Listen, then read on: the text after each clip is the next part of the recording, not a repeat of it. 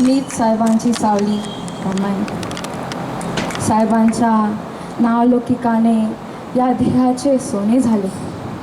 एका चार चौघीसारख्या दिसणाऱ्या या मुलीचे भाग्यच उजळले.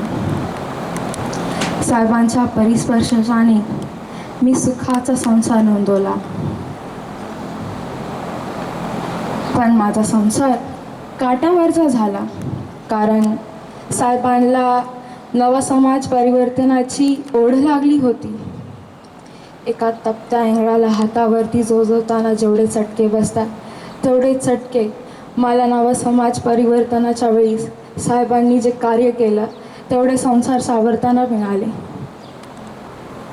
मग नंतर साहेबांचे हात आकाशाला टेकले आणि या रमूची रमाई झाली.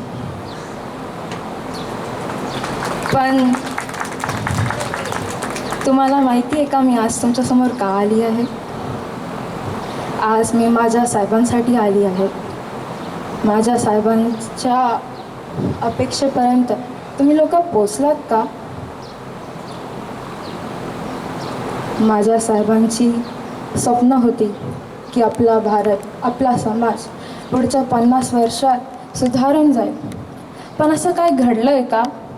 असं तुम्हाला वाटतं? तुम्ही काय कार्य केलं आहे का?